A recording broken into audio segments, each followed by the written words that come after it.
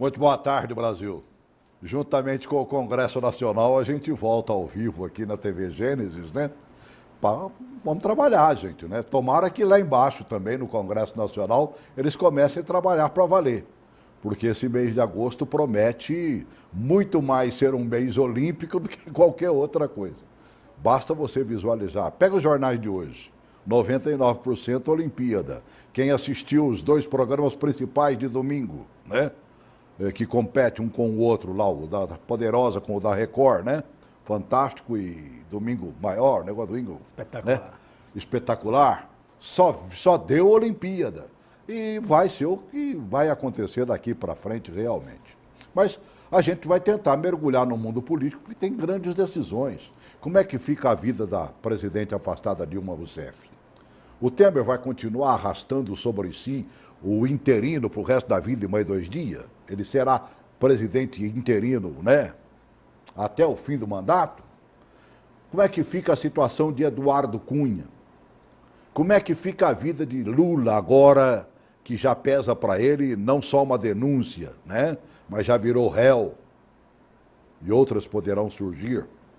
E aí vai pesando tudo isso e o mundo político fica meio que à deriva, se a gente não tomar alguma decisão. E para tratar de assuntos como esse, eu me valho sempre dos cientistas políticos, né, que estão ávidos para este recomeço, até porque eles estavam meio que na sonolência. Pelo menos foi o que me disse o Rócio Barreto, não foi isso, Rócio? É verdade, certo. Ele estava quase danando, quase dormindo, né, Rócio? Verdade, exatamente. Eu tenho visto os programas, os noticiários e visto falar só de Olimpíada. A política bateu na veia e ficou. Eu gosto muito de ouvir falar de política e como você de casa aí, eu também me sinto assim apreensivo e com vontade de que as coisas aconteçam. O Lula agora virou réu, o impeachment que se propôs a começar a votar o processo dia 29, a cassação do Eduardo Cunha. Se vai ficar para antes ou para depois, né? Exato. Eu espero que isso surja agora nesse mês de agosto e que sejam votadas matérias importantes. Quero cumprimentar aqui meu amigo Lucas, que também é cientista político. Celso, é um prazer revê-lo. Você de casa que está nos assistindo, é um prazer enorme. Eu espero poder contribuir um pouco mais para esse bate-papo, essa entrevista aqui sobre política e demais assuntos que a gente vai tratar aqui no programa. Uma boa tarde a todos. Então, já falou do nome do Lucas, né? Também conosco o Lucas de Sal. Obrigado por ter vindo mais uma vez, Lucas. Eu que agradeço, viu, Celso? Boa tarde para você, boa tarde, professor Rosso, boa tarde, meu amigo de casa. Para a gente é uma satisfação estar aqui nessa volta aos trabalhos, conversando um pouco sobre política. Você já andou pelo Congresso hoje, não? Hoje não. Hoje, na verdade, estive no escritório, mas agora à tarde é quando as coisas começaram a acontecer de fato. Agora cedo a gente ainda estava com um quórum muito baixo na casa, mas ainda há expectativa e esperança de que ao final da tarde nós tenhamos aí um quórum necessário, pelo menos, para abrir uma sessão deliberativa na Câmara dos Deputados. Essa, pelo menos, é a previsão dos mais otimistas. O próprio Congresso volta sabendo que as Olimpíadas vai tirar um bocado do foco, né, da área política, né? Claro, o próprio presidente, agora efetivo, presidente da Câmara, está dizendo que vai se trabalhar 2 dias, possivelmente 3. Eu não acredito em 3, mas pelo menos 2. Você acredita nisso? Olha, ele vai tentar, né? Essa primeira semana é um grande teste de força para o deputado Rodrigo Maia nesse quesito, para saber qual será o ritmo de trabalho das casas. Ele já tomou a primeira providência, que foi chamar sessões a segunda, terça e quarta, e não terça, quarta e quinta, como é o costume da Câmara dos Deputados. Exatamente chamando no começo da semana para que os deputados possam ter o final de semana mais livre, já que, via de regra, é evidente que as Olimpíadas comprometem em muitos estados a questão da logística, mas os políticos estão de olho nas eleições municipais. E sinceramente, eu acho também a visualização de que deputado tem que estar lá no ninho dele, né? Na base. Nós estamos vivendo o momento da prefeitura agora, Exatamente. né? Nós vamos escolher os prefeitos, os nossos vereadores e tudo mais.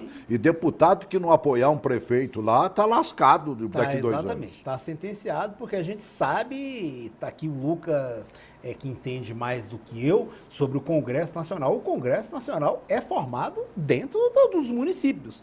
E se os deputados, os senadores hoje não derem esse apoio às suas bases, aos seus prefeitos que constituem o Congresso, de forma nenhuma ele vai conseguir nova vaga em 2018. Não termina. Não vai ter outro cargo de deputado, de senador. Então ele tem que sustentar as bases dele, inclusive fazer tratativas. Você está há quantos anos aqui? Aqui em Brasília? Eu nasci em Brasília, Celso. Você nasceu em Brasília, Nasci né? em Brasília, Meu Deus do céu. 47 anos de Brasília. 47 anos de Brasília, né? Você está com quanto tempo aqui? Já são 28 anos de vida. É mesmo? Então você viveu quantos tempos lá naquele Goiás, embaixo? Não, nasci aqui também. Não nasceu aqui, não? Aqui Mas e por que você vai para Goiás direto? Mas por causa da noiva, tem né? laços pré-matrimoniais que me atraem. Tá certo, porque terra. nós em Brasília, eu fico com mas olha, é inveja mesmo, embora não se deva ter, né?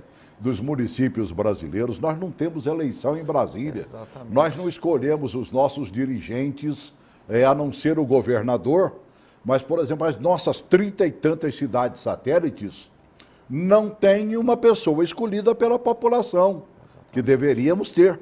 Houve até a promessa do atual governador de que ele faria eleições dentro do mandato dele, mas eu não estou muito acreditando nisso. Em semanas em que a gente adormece. Você vê que, por exemplo, mesmo no Congresso Nacional, essa semana prometem ser de muita dedicação aos estados e aos seus municípios, em especial porque nós estamos no período de convenções, né?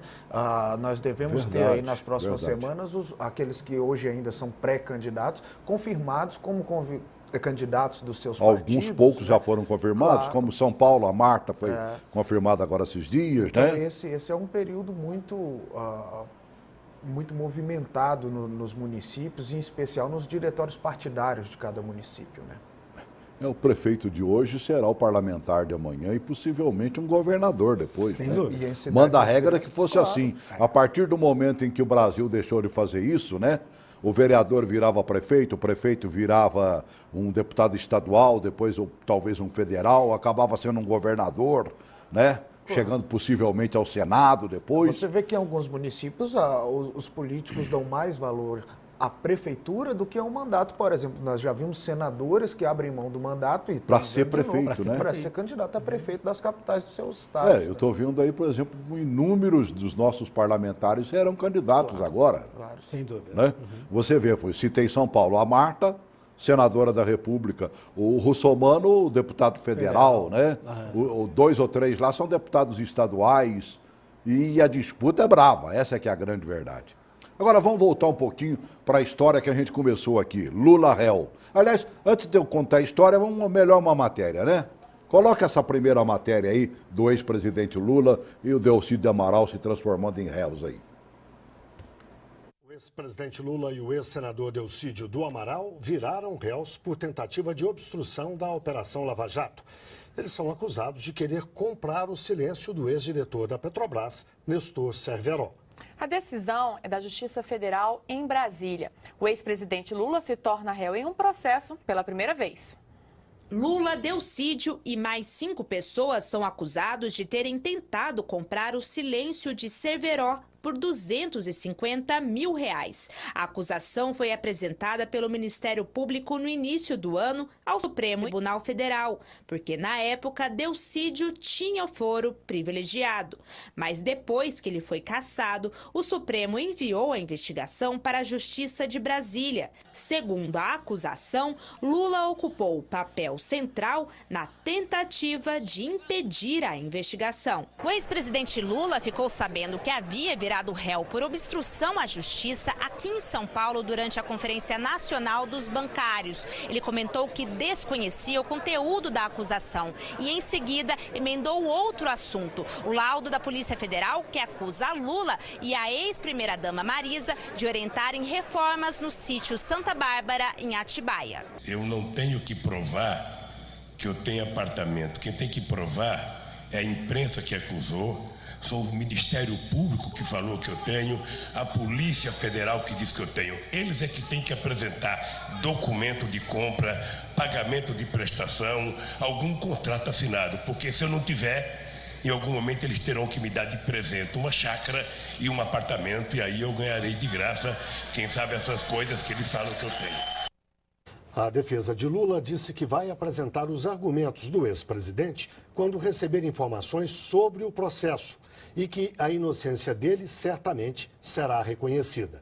Afirmou ainda que Lula já demonstrou ao Procurador-Geral da República que jamais interferiu ou tentou interferir em depoimentos da Lava Jato e que a acusação se baseia exclusivamente em delação premiada de réu confesso e sem credibilidade. Triste, né? Mas é verdade, né? Agora, essa história de 250 mil para o Cerveró calar a boca é café pequeno diante de tudo que já se falou em termos de dinheiro aí, não é não? É verdade. Nesse primeiro momento que o Delcídio do Amaral fez essa delação, a proposta era essa. A gente sabe que isso é pouco diante dos valores que são comentados Os milhões na e Operação milhões e Lava milhões Jato. aí, né? A gente sabe que dessa operação da Petrobras houve muita coisa. E isso daí talvez seja um valor pequeno, ou talvez não seja real, ou talvez seja somente simbólico para dizer que tentou comprar o silêncio. Mas o Lula é muito bem articulado. Talvez, se ele se livrar desse processo jurídico, o ganho político dele seja muito grande. Hoje, ele continua apontado como primeiro nas pesquisas, num primeiro turno. Num segundo turno, ele já perde, caso as eleições fossem hoje. Bem pau a pau, né? Exatamente. Bem próximo devido à rejeição dele. Se ele conquistar esse ganho juridicamente, se o processo, se ele não for condenado agora em primeira instância, ele tem um ganho político muito grande. Pode vir com mais força em 2018. Mas o cenário, no momento, não aponta isso, que ele pode ser condenado em primeira instância, e se ele for condenado em segunda instância, porque a segunda instância já é uma decisão colegiada, aí ele já não pode ser mais candidato, porque entra na lei da ficha negra. Se uma denúncia dessa chegasse, ofereceu 2,5 milhões, vamos pegar dentro dos 2,5 ali, né? Só aumentar uns zerinhos ali, não era muito mais confiável, não, Lucas? Talvez fosse mais uma denúncia, ou né? não, opa, fizeram realmente uma oferta. Porque, cá para nós, 250 pro Cerveró ali, ele ia mandar o cara voltar para casa, como deve ter mandado, né? Já levou tanto, né? Para não dizer outras coisas mais. Na verdade, o decisivo de tudo isso é que esse é apenas mais um dos imbróglios jurídicos a que está submetido o ex-presidente Lula, né? Decisivo é exatamente o que pode sair daí, exatamente pensando no cenário para 2018. Né? São 25% de intenções de voto no primeiro turno, que uma vez com uma condenação do presidente Lula e uma confirmação num tribunal superior, ficariam sem dono. Né? Pode ter certeza que o país acompanha com uma ansiedade, e aí diferente de algum para outro, mas com uma ansiedade de todas as partes, para saber o desenrolar dessa história. Né? Outros processos ainda estão em fase de indiciamento, em que possivelmente o ex-presidente Lula se tornará réu. Agora, o histórico é de que a justiça não tem demorado, em primeira instância, a dar sentenças nos investigados aí em tudo que envolve a Lava Jato. Né? E isso certamente preocupa os correligionários do presidente Lula, porque dá tempo de um julgamento em segunda instância antes da eleição de 2018. Eu vou ser honesto, acho que pesa muito mais sobre o Lula e que ele deveria se livrar muito rapidamente desse tipo de denúncia, é a questão do apartamento de Santos ali na Baixada Santista, né, Guarujá, e a questão dessa chácara lá no interior de São Paulo, né? E o pior é o seguinte, há mais provas, embora ele diga que não tenha, né? Dizendo que foi ele quem comprou tudo, quem indicava que era para ser feito, Dona Marisa dando os palpites como toda mulher tem que fazer, porque elas é que mandam em casa mesmo, né? Você vai casar agora daqui uns dias, você vai aprender isso. Sim, senhora, a última palavra é sempre do homem, sim, senhora, né? E ai de você se não fizer isso, né, Rossi? É verdade, exatamente. Né? Agora, pega em cima dele, né? Esse pedido de resgate de 300 mil que a Marisa fez, né? Do dinheiro aplicado na questão do apartamento ali, isso não é quase uma reconfessa, não? Eu creio que ela pecou ali, ela deu uma vacilada fazendo esse pedido de posse desse valor relativo ao apartamento, isso, ela, como você acabou de falar, ela acaba confessando. É verdade, tem interesse ali. Ela foi mal, ela não teve um apoio ali, uma assessoria que pudesse argumentar com ela que isso seria mal para ela. Não era interessante ela fazer isso, mas ela pecou, né? Agora, a grande verdade é o seguinte, o próprio Lula está sem uma boa assessoria. Aqueles que transformaram o Lula numa pessoa super simpática, né? Para ser um presidente e depois reeleito presidente e tudo mais, e que ele falava com sabedoria e tudo mais, né? Propriedade. Ou aparentemente com... isso acabou. Você vê que o linguajar dele mudou, tá muito chulo, né? Não é o Lula que nós conhecemos politicamente. Boa tarde, Joaquim. Oi, Joaquim. Oi. Tô sem retorno aqui, hein? Alô? Alô, Celso? Boa tarde. Agora eu tô te ouvindo, querido. Celso, é o seguinte, eu queria só... Eu tô falando aqui sem... sou apartidário. Eu queria só um comentário do cientista aí, do novo cientista aí, sim, sobre essa fala do Lula de parar a Lava Jato e sobre aquela gravação do Jucá. O que é que eles têm a dizer? Tá certo. Tá? Boa tarde. Um grande abraço, Joaquim. Ligue sempre. Fala aí, Rócio. Boa tarde, Joaquim. A gente já havia discutido aqui no programa e a gente viu que todos os políticos que tentaram atrapalhar ou parar a Lava Jato, todos se deram mal. Não houve um. Você cantou essa bola aqui bem antes, né? Exatamente. Então eu vejo o seguinte, se eles tentarem parar a Lava Jato, é pior para eles. Porque o mundo todo acompanha, o Brasil todo, e a gente tem a oportunidade de ter uma Polícia Federal que está trabalhando, um Ministério Público atuante. A gente tem mecanismos de controle social que hoje no Brasil está funcionando. Eu já havia comentado com o Celso, com o pessoal aqui, que se a Lava Jato parasse hoje, eu já estaria agradecido por tudo que ela fez, por tanta gente que ela condenou. E ela vai condenar mais pessoas, vai envolver mais pessoas, pessoas hoje que estão desenvolvendo seu mandato tranquilamente, achando que a Lava Jato não vai alcançar, ela vai prender. E muitos políticos hoje devem deixar a barba de molho, porque a Lava Jato vai alcançar. Esse negócio de tentar parar a Lava Jato é besteira. Não adianta tentar parar isso aí, porque você vai ficar pior do que quando você entrou. E principalmente algumas delações que são esperadas, né? Sem dúvida. Podem até demorar um bocadinho. Nós aqui de Brasília, por exemplo, estamos ávidos para ver, por exemplo, uma delação do Gin Argelo. Do Gin. Rapaz, o que o Gin sabe de coisa, meu Deus do céu. Eu não queria, sinceramente, estar nesse balaio. Você queria estar, Lucas? Não, certamente não. E olha, Celso, e essa é só mais uma das esperadas delações. Esse instituto que, enfim, familiarizou-se com o público do Brasil agora nos últimos anos e que tem mostrado, na verdade, de grande serviço à população brasileira, muito embora te tire, às vezes, o desejo, o anseio da população de ver o culpado passar muitos anos na cadeia. A bem da verdade, esse instituto acaba por levar alguém que é réu confesso para uma prisão domiciliar, para menos anos de punição. No entanto, não há que se esquecer que ele acaba por desbaratar todo o esquema de corrupção e delatar todos os mais envolvidos, né? A gente sabe que no mundo político, pessoas como o ex-senador Gin Argelo, que estão exatamente num movimento de vida ali muito grande, ainda envolvido com a política, você ter que ficar 30 dias trancado numa sala da Polícia Federal, já é demais, né? Para eles, e isso mostrou ser efetivo para o Instituto da Delação Premiada. Claro que novas páginas da Lava Jato ainda estão por vir, não há dúvidas disso. Tem muita gente que tem uma estimativa aí que a Lava Jato dura, pelo menos enquanto Lava Jato, por mais ou menos um ano ainda. Outras operações certamente ocorrerão advindas do que se descobrir na Lava Jato, mas enquanto Lava Jato, nesse eixo, a gente não tem esperança de que isso morra com menos de um ano, não. Foi o que o Rossi falou, o principal da Lava Jato, ela já está cumprindo mais do que deve, né? Já, né? Mas que ela continue, evidentemente. Mas ela está abrindo portas para que outras coisas aconteçam. O Lula, por exemplo, foi transformado em réu, não foi lá embaixo.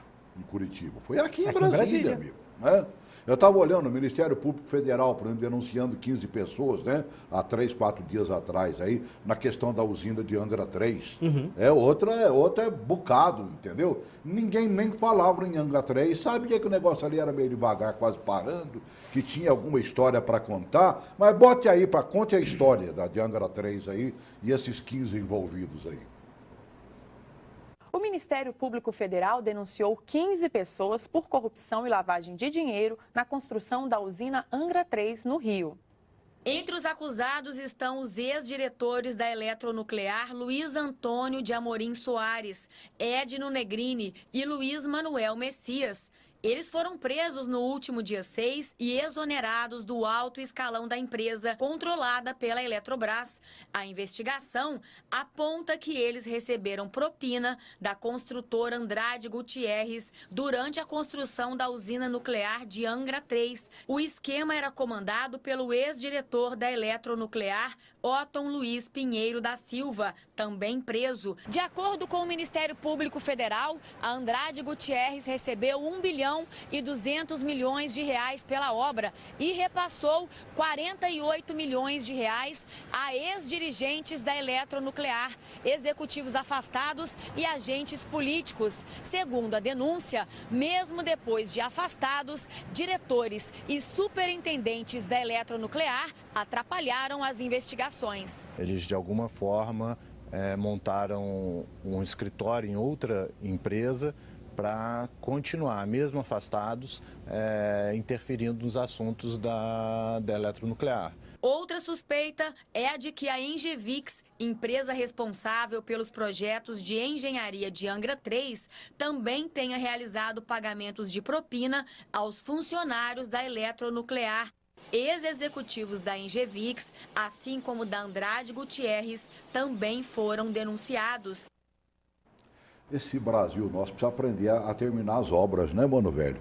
Essa usina ela foi programada no governo militar, fez Angra 1, fez Angra 2, essa Angra 3 passou de Angra para Sangra, né? Ela vai sangrando o tempo todo, 48 milhões só nesse caso específico aí, ó. É onde eu digo, por exemplo, que os 250 conto pro Cerveró ali é zero à esquerda. São muitas coisas envolvidas, né, Celso? A gente tem que ter a absoluta certeza que esse processo, primeiro, o de estancar a corrupção, ele é de longo prazo no país, não podemos esperar que com o fim da Operação Lava Jato, seja em 1 ou em 2 anos, que nós tenhamos todos os esquemas. E ladrão é ladrão, né, mano velho? Ele não para de roubar nunca. Outras questões são de governança. E esses caras estão mostrando isso, mesmo preso continuam metendo a mão. Claro, questões de governança e de transparência também tem que ser observada na própria legislação brasileira. Nós fazemos obras, por exemplo, com um negócio chamado projeto executivo, que no final das contas é um simples desenho do que será.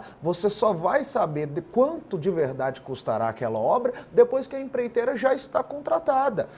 São coisas que instituições como o Ministério Público, por exemplo, há anos lutam no Brasil, mas enquanto as coisas se fizerem dessa forma, você deixa portas escancaradas para a corrupção.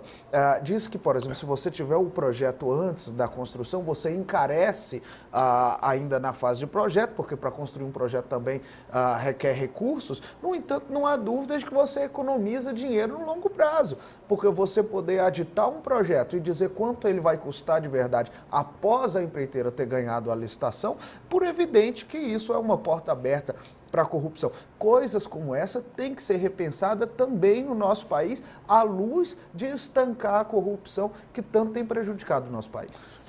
Uma boa coisa que o Temer, por exemplo, está tentando fazer é reativar ou fazer as obras funcionarem, né? Que vem aí do PAC.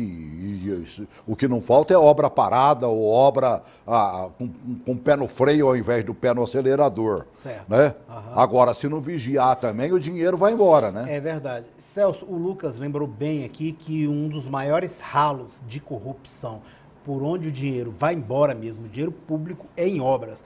Eu conheço prefeitura que contrata obra e que essa obra é fiscalizada pela Caixa Econômica, pelo Ministério Público, pela Transparência, pelo Tribunal de Contas e as obras são aprovadas. No entanto, com 50%, 60% do valor que ele pagou naquela obra, você pode realizar uma construção da mesma qualidade ou até de melhor qualidade, você pagando menos. Então, a gente tem que observar isso daí. O dinheiro, o ralo maior é em obra pública. Por isso que todo prefeito quer contratar obra aqui, obra ali, obra acolá, porque é a maior fonte de desvio. Tem armação com a construtora, com a prefeitura, com o deputado que faz a emenda, todo mundo participa nisso daí. Isso é coisa que a gente conhece. Boa fala, viu? O maior ralo das despesas públicas vai por aí e todo mundo Nós estamos vivendo a época agora da eleição municipal. Exatamente. Nós temos que ficar de olho em quem vamos votar, sabe? Sem dúvida. Ao passo que tem que modernizar os mecanismos de contratação do poder público. Exatamente. Porque, veja só, é um poder engessado. Outro dia eu ouvi um auditor do Tribunal de Contas falar uma coisa muito interessante, dizer, olha só, você contrata, por exemplo, para comprar uma caneta para cada um funcionário ali, você pega uma licitação e você contrata como? Pelo menor preço, evidente. A questão é, muitas vezes a caneta do menor preço não escreve. Verdade. Nós precisamos vem com tinta pela 1/3 de tinta. Essas de brinde que a gente ganha aí, né? Você vê que se você pegar a parte de dentro dela, a tinta está só com precisamos modernizar nossos mecanismos assim de contratação. Oi, Raimunda, boa tarde. Raimunda? Oi, boa tarde. Diga, querida. Tudo bom? Boa tarde você, os seus convidados, viu? Boa tarde. Tá bem, filha. Ligando só para nós parabenizar o juiz Sérgio Moro, que hoje ele está aniversariando, viu? É mesmo? Tudo de bom e que Deus abençoe ele, que ele continue dando esse exemplo para os outros. Hoje é o aniversário dele. E tá que ele certo. continue dando esse exemplo para os próximos que estão chegando e os que já estão igual esse menino Lucas, que ele vai ser, se Deus quiser, o nosso futuro ministro e juiz, né? Que são muito sábios essa turma que nós chamamos. Tá bem, filha. Tá joia? Um abração. Então, você grande abraço, minha amiga Raimunda. Para o nosso Sérgio Moura, né? Que é o nosso anfitrião que está defendendo o nosso Brasil, né? Tá bem, filha. Tchau. Grande abraço, grande abraço. Ai, diga aí, Você Lucas. veja, né, Celso, como o nosso país é carente de eficiência naqueles que prestam serviços ao público, né? Alguém que pura e simplesmente cumpre o seu papel, como é o caso do juiz Sérgio Moro, é alçado, e com alguma razão, ao cargo de herói nacional, por ter cumprido o seu papel.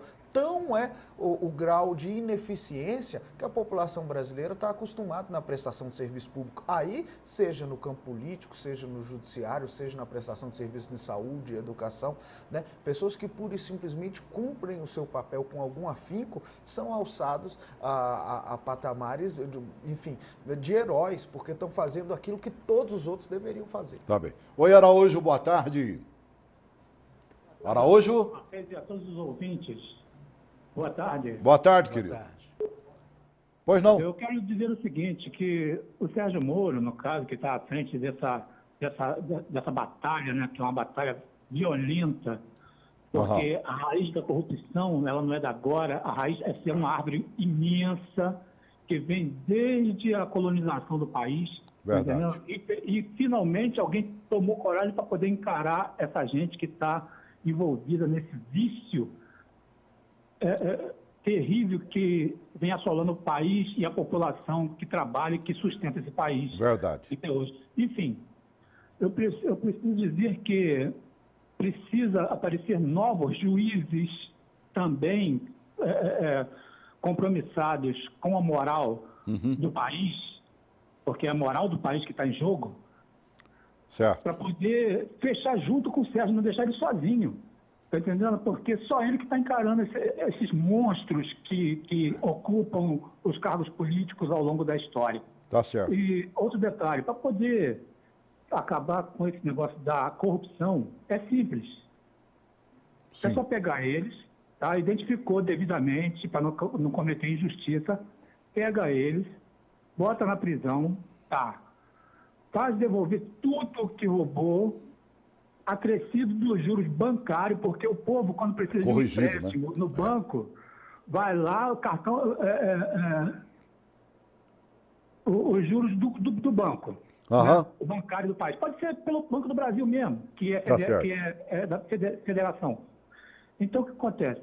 Devolve tudo acrescido dos juros bancários do período desde que ele meteu a mão. E outra, tem que ser banido no quadro político esses caras, essas pessoas que vêm roubando o país. Por causa de quê? Porque ladrão de colarinho branco não tem jeito. Esse negócio de 8 anos fica inelegível e depois pode ser elegido de novo, isso é um absurdo. E outra coisa, dizer que roubo de político é desvio é afrontar a nossa inteligência como povo brasileiro. Obrigado pela atenção e eu espero que se aproveite alguma coisa do que eu falei. Já aproveitamos muito, Araújo. Muito obrigado, viu? Falou lá do Rio de Janeiro, né? Um abraço a todos aí que prestam atenção na gente. Né? Essa é a grande verdade, sabe? Nós esperamos realmente punição para depois, né? Retomada desse dinheiro. Uhum.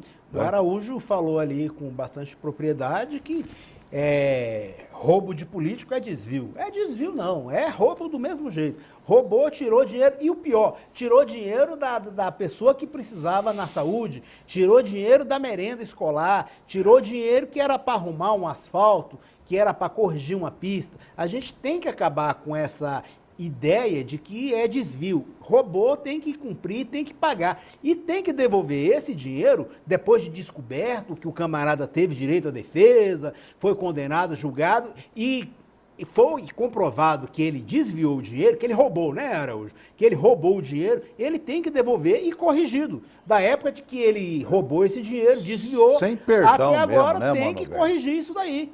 Tem que corrigir e ele ficar sujo e pagando na justiça, respondendo criminalmente por tudo que o Estado deixou de fazer por falta daquela verba que ele desviou para o seu bolso.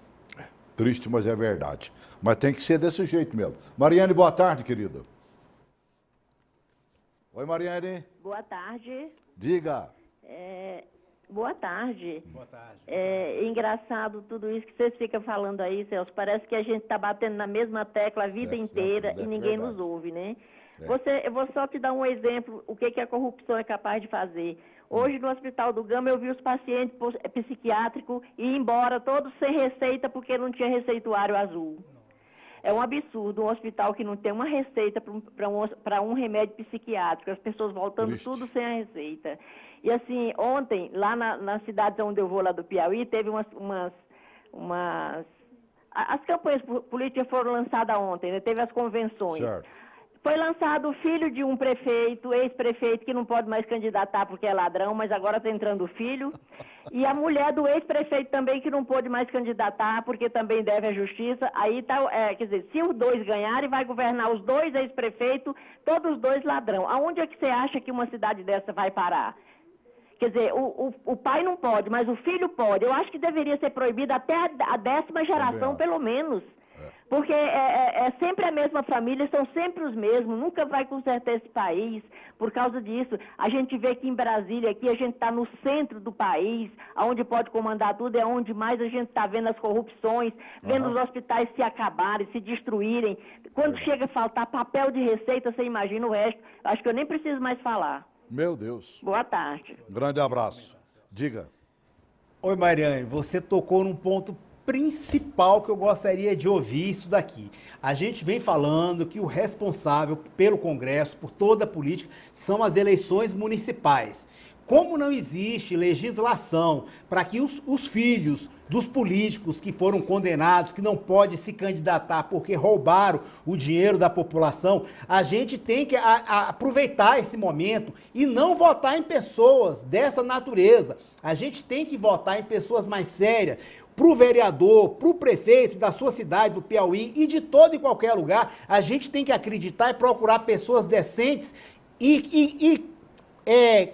comprovar dessas pessoas, cobrar o que elas prometeram. E se elas tivessem um envolvimento com roubo, com furto, com desvio de qualquer natureza, a gente tem que cobrar delas e botar elas para fora. A gente não pode mais aceitar isso daí. Já que o filho do prefeito lá vai ser candidato, porque o pai nem a mãe não pode mais ser candidato, não vote nele, vote numa outra pessoa que possa fazer uma política melhor, dar uma qualidade de vida e políticas e propostas para atender uma maior coletividade dentro da sua cidade.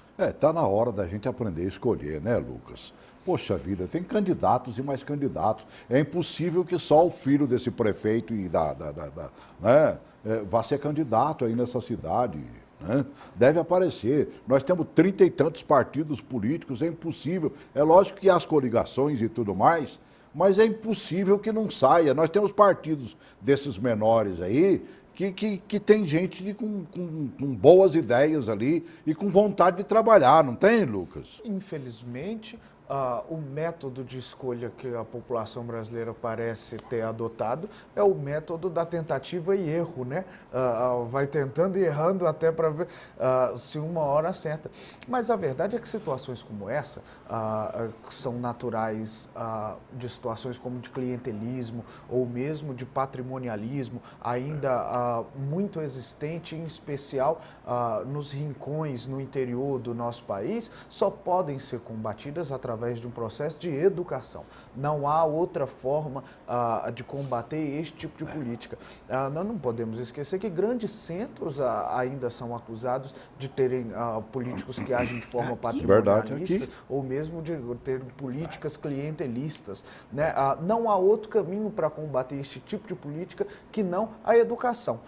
E aí não só a educação eleitoral, a educação do cidadão, a formação da pessoa para saber, em especial, quais são as atribuições daqueles que ele elege a cada 4 anos, para saber se estão cumprindo com o seu dever ou não, para que o simples cumprimento do dever não seja encarado como favor daquele político, a população, que ao fim e ao cabo são as situações que, na verdade, acabam por fomentar este tipo de situação que a Mariane colocou. Agora, a grande verdade é o seguinte, o Brasil mudou nesse aspecto, né? Nós já vimos inúmeros prefeitos ser colocados porta fora, né? Porque meteu a mão dentro da prefeitura e aprontou dentro do município, né? E o povo não está ficando mais calado, não. E nem deve. Essa é que é a grande verdade. Agora, que também não permaneça calado na hora do voto. Se sabe que o cidadão não é o cara, né?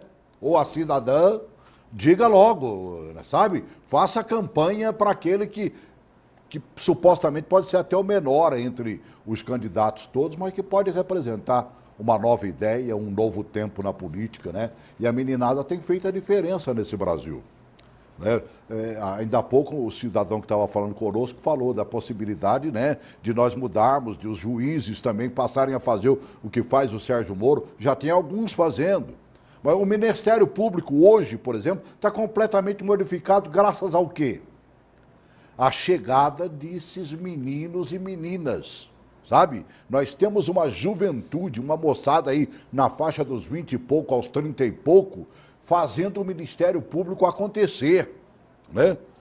E aí entusiasma até aqueles que já estão há mais tempo lá dentro e todo mundo parte junto. Porque aonde há sangue, sabe, correndo nas veias, as coisas acontecem. Agora, outra esperança para a gente começar a encerrar o programa é que aconteça a questão do julgamento da presidente Dilma. Na semana passada, a defesa dela entregou lá, né, os últimos acertos e as últimas pendências dessa segunda parte do pedido de impeachment dentro do Senado. E aí as coisas começam a acontecer já possivelmente a partir de hoje. Essa matéria que eu vou mostrar agora é de quinta-feira. Então, ela trata a segunda-feira, que é hoje, como se estivesse distante. Tá bem? Não fizemos remendo, não.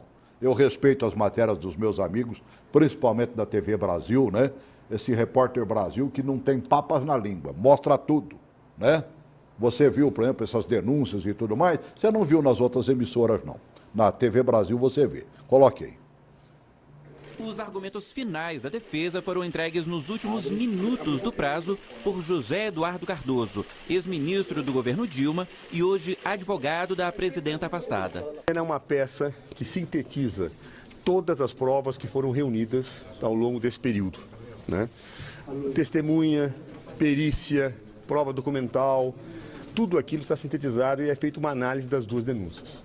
A partir de agora, o relator do caso, o senador Antônio Anastasia, terá até segunda-feira para fazer um parecer. Na terça, o documento será lido na comissão do impeachment. Na quarta, será discutido pelos senadores. E na quinta, votado na comissão. Na sexta, independentemente do resultado, o parecer será lido em plenário. E na terça seguinte, dia 9 de agosto, discutido e votado. O parecer só será aprovado se tiver o voto da maioria dos senadores presentes à sessão. Por exemplo, se 80 senadores estiverem no plenário, a decisão terá que ter o voto de 41. Se a maioria for atingida, o processo entra na última fase, alegações finais de acusação e defesa e julgamento em plenário. Essa fase, comandada pelo presidente do Supremo Tribunal Federal, ministro Ricardo Lewandowski, está prevista para o fim do mês que vem. O afastamento definitivo de Dilma Rousseff depende do voto de 54 senadores. Com menos do que isso, ela volta ao cargo. Eu acho que foi o Correio Brasiliense que trouxe, né, uma relação de 50 e poucos senadores, né? Ali é expressiva a votação em favor da permanência, do impeachment da presidente, né? É verdade. Uhum. Você acredita que isso vai acontecer no julgamento? Olha, Celso, eu não gostaria de prever um cenário agora para o impeachment da presidente Dilma, mas ela tem um certo conforto diante do Senado. O que vai mover o Senado é alguma delação, algum desenvolvimento da Operação Lava Jato que pode prender algum parlamentar ainda nesse mês de agosto, apesar desse enfraquecimento político que a gente comentou no início do programa, devido a Olimpíadas, devido às eleições municipais, as convenções terminam agora na sexta-feira, é o último dia de convenção.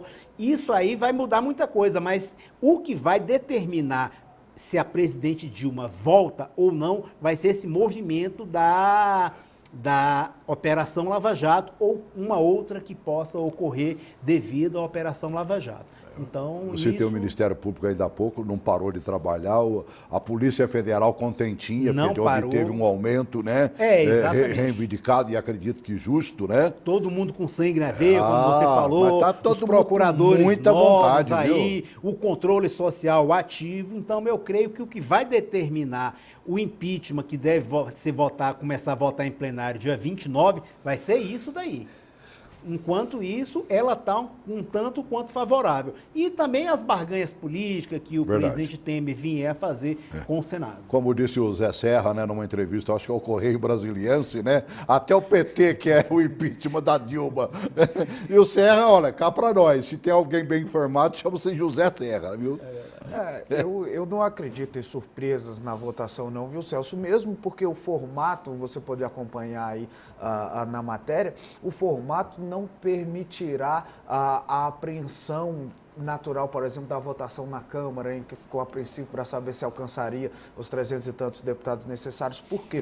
Porque a votação na comissão é praticamente consolidada, a presidente não terá mais do que 5 votos, terá 4 ou 5 votos, terá o parecer aprovado. No entanto, o plenário tem uma primeira instância, uma instância por maioria simples. Uma maioria simples, a qual não há chance de que a presidente afastada consiga essa maioria simples. 41 senadores não há essa possibilidade real. E aí se saberá nesta votação o placar muito próximo, se não exato, do placar da votação que se dará 2 semanas depois. Possivelmente, se a oposição ao governo Dilma, né, hoje a situação, atingir já nesta votação os 54, e todas aí as estimativas dizem que vai chegar algo em torno de 59, se atingir esses 59, mais do que 54, portanto, o impeachment da presidente será favas contadas, né? No entanto, ainda que não atinja esses 54 nessa primeira votação preliminar, ainda tendo maioria simples, mas não atingindo os 54, há que se destacar que aí o governo Michel Temer terá então 2 semanas para trabalhar e conseguir esses votos que o faltaram. Então a situação é bem favorável ao presidente Michel Temer. Até porque o poder está na mão dele hoje. Claro. Hoje já conta o direito na de lista barganha, mais sobretudo, do que esses 54, e ainda que haja traições, num primeiro momento, ele terá esse tempo de 2 ou 3 semanas para corrigir essas eventuais traições, saber o que houve, se há algum pedido não atendido, né? Eu vejo a situação da presidente Dilma Rousseff como, do meu ponto de vista, terminal. É uma questão de tempo. Ela não conseguiu reverter absolutamente nada nesse período de afastamento, né? A não ser que haja nesse período um fato novo, como o Rossi colocou, um fato gerador de comoção social que possa mudar o voto ali de 5 ou 6 senadores, a situação no Senado, você vê que a própria reação do Partido dos Tentar, eles vão Trabalhadores tentar, com certeza. outra- Já estão falando, por exemplo, né, os jornais trouxeram no final de semana que o Temer já pensa em 2018, embora tenha dito antes que não seria candidato à reeleição, mas aí já aparece, por exemplo, as despesas do Temer como vice-presidente nas viagens que fez. Quer dizer, há um imbróglio político aí e isso vai acontecer daqui para o final do mês aos borbotões. Um outro fator determinante vai depender do presidente da Câmara dos Deputados colocar ou não a cassação do Cunha. O Cunha é um fator determinante nisso daí. Foi bom que você entrasse aí. Se o Cunha, se a cassação dele for antes da votação em plenário do impeachment da presidente Dilma no Senado, o fator pode mudar, o cenário pode mudar, porque o Cunha tem bala na agulha e, como a gente havia falado aqui, do Instituto da Delação Premiada. Uma delação premiada do Cunha, meu Deus do céu, acaba com meio Congresso ali. Você acredita o quê? Se o Cunha, por exemplo, fosse cassado antes da votação de impedimento da presidente Dilma? Ela tem mais chance. Ela tem mais chance de voltar ao cargo de presidente. Se o Cunha for, a cassação do Cunha for depois do impeachment dela, ela tem menos chance. Porque ainda não dá para barganhar nem nada com o Cunha no momento. E você acha que vai ser quando? Eu acho que o Cunha vai ser cassado antes. Você acredita? Acredito.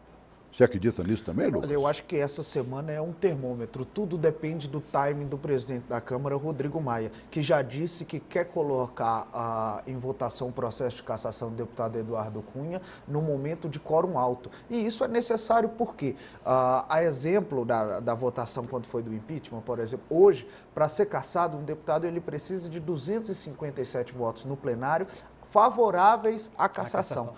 Uma falta, na prática, a falta de um deputado conta como um voto contrário à cassação, porque é necessário que se atinja 257 favoráveis à cassação. Em um ambiente, por exemplo, num plenário com 300 deputados, dificilmente você chegará ao número de 257 favoráveis à cassação. É nisto que aposta o deputado Eduardo Cunha e é isto que tenta evitar o presidente da Câmara, Rodrigo Maia, que quer colocar em um ambiente de quórum alto. Então, nós precisamos acompanhar essa semana para saber exatamente a motivação dos senhores deputados em estarem presentes em Brasília nestas semanas.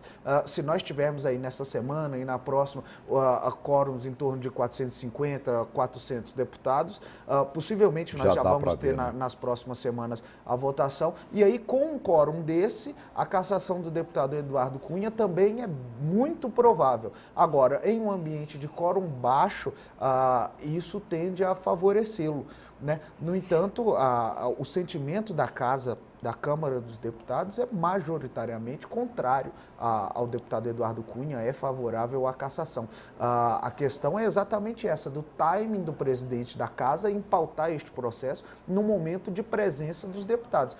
Valendo dizer que ele tem que anunciar isso anteriormente, ele não pode chegar também num dia, tem 400 e falar, vamos votar agora. Ele tem que anunciar antes. O Cunha é perito, por exemplo, em fazer boas ameaças. Claro. Chamando de boa para não dizer o contrário, né? Porque para mim são infernais mesmo.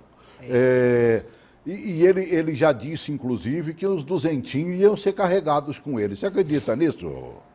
Que ele tenha no bolso do colete 200 nomes de gente que poderia, numa delação dele... Tem, o Cunha tem. Pode ter até mais. Não sei se chega a 200, talvez isso seja simbólico, mas que existe uma grande quantidade de deputados que está na mão dele, que recebeu uma bola ali, possivelmente 250 mil, como você falou, que não é nada, uns 250 mil, um peixinho pequeno. Ele tem prova disso daí, com certeza ele tem, que ele liberou emenda para algum deputado, para algum prefeito, emenda de deputado para fazer uma ponte num município qualquer. Ele tem isso daí e ele carrega isso daí. Ele tem condição de fazer bagunça naquele...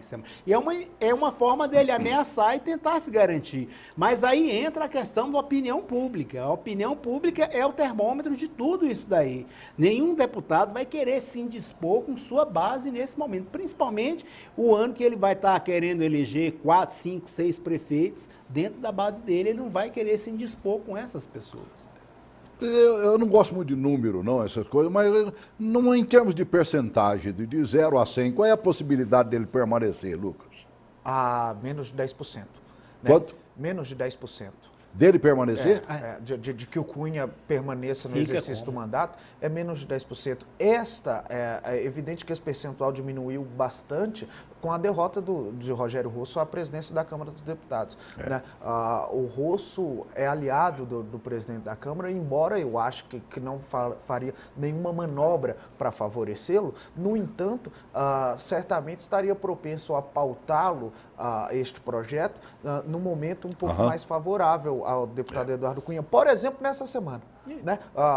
Fosse o Rosso, eu não tenho dúvidas de que, por exemplo, poderia ter anunciado já que seria pautado esta semana. E esta semana há exatamente essa dúvida sobre o quórum presente na Câmara dos Deputados. O Rodrigo, como se pôs no campo adversário ao deputado Eduardo Cunha, desde que o DEM deixou a base do presidente Eduardo Cunha, acaba ficando mais difícil para ele.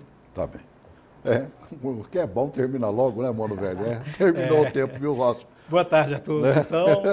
Tá bem, né? A grande verdade é o seguinte, essa semana vai se arrastar como uma semana decisória. Então nós já temos que deixar um programa marcado para comecinho da semana que vem, né? Já vamos deixar logo de segunda-feira marcado? Vamos? Pode deixar. Vamos? Pra gente né? satisfação. Lógico, aí na segunda-feira a gente já sabe como é que vai se arrastar, como é que fica realmente, se as datas previstas vão acontecer e tudo mais. Obrigado por terem vindo, né? Obrigado. E vamos retomar esse batente aí e contando com vocês sempre. Eu que agradeço. Tá bem? Eu que agradeço. Grande abraço. Até amanhã.